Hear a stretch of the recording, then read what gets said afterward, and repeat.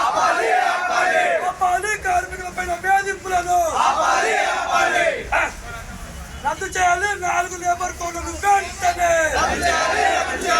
కార్మికుల ఐక్యత.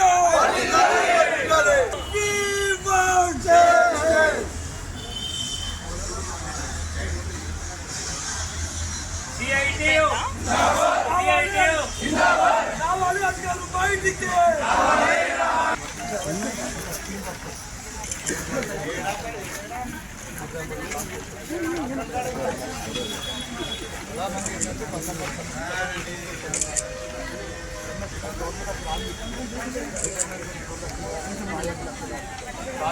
దాదాపు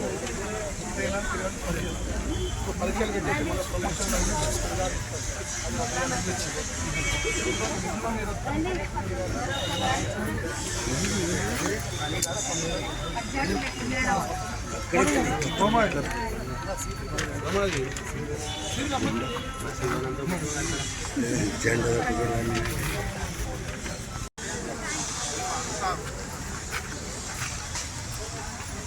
దేశవ్యాప్తంగా ఆల్ ఇండియా డే సిఐటి ఆధ్వర్యం నిర్వహిస్తూ ఉన్నాం.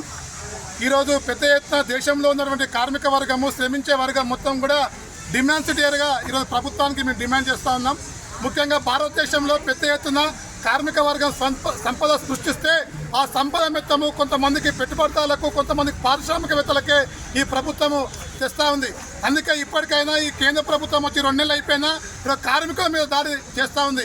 ఈరోజు 4 సంవత్సరాల పాటు ఐటీ రంగంలో ఎలాంటి కార్మిక చట్టాలు వర్తించవు అని చెప్పేసి ఈరోజు కేంద్ర ప్రభుత్వం జీవో తీసుకొచ్చింది.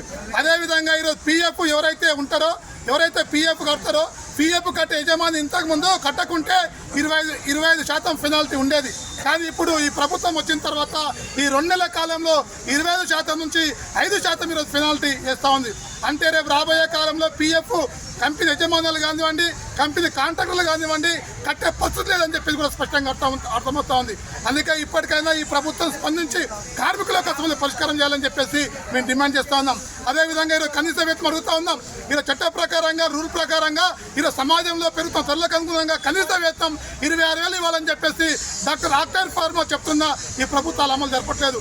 అందుకే దేశంలో కార్మిక వర్గానికి మొత్తం కనీస వేతనం 26,000 ఇవ్వాలని చెప్పేసి కూడా మేము డిమాండ్ చేస్తా ఉన్నాం. అదేవిధంగా అంగన్వాడీ కానీ, ఆశా కానీ, గ్రామ పంచాయతీ కానీ, మున్సిపల్ కార్మికులు కానీ అనేక సంవత్సరాలు పనిచేస్తూ ఉన్నారు. పనిచేసే కార్మికులకు ఈరోజు కనీసం అమలు కావట్లేదు. పర్మనెంట్ లేదు, కాంట్రాక్ట్ సిస్టమ్ అమలు చేస్తూ ఉన్నారు. ఈఎస్ఐ లేదు, పీఎఫ్ లేదు. అందుకే అందరు కార్మికులకు పర్మనెంట్ చేయాలని చెప్పేసి కూడా ఈ సందర్భంగా ప్రభుత్వాన్ని డిమాండ్ చేస్తా ఉన్నాం. అదేవిధంగా ఈ కంపెనీలలో కార్మికులకు ఈరోజు వేతనాలు సవరించట్లేదు.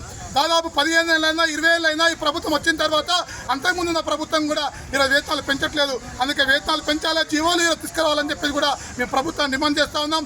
ఇప్పటికైనా రాష్ట్ర ప్రభుత్వమైనా, కేంద్ర ప్రభుత్వమైనా కార్మికుల గురించి ఆలోచించి కనీస వేతనం 26,000 ఇవ్వాలని చెప్పేసి ఈ సందర్భంగా ప్రభుత్వాన్ని డిమాండ్ చేస్తా ఉన్నాం.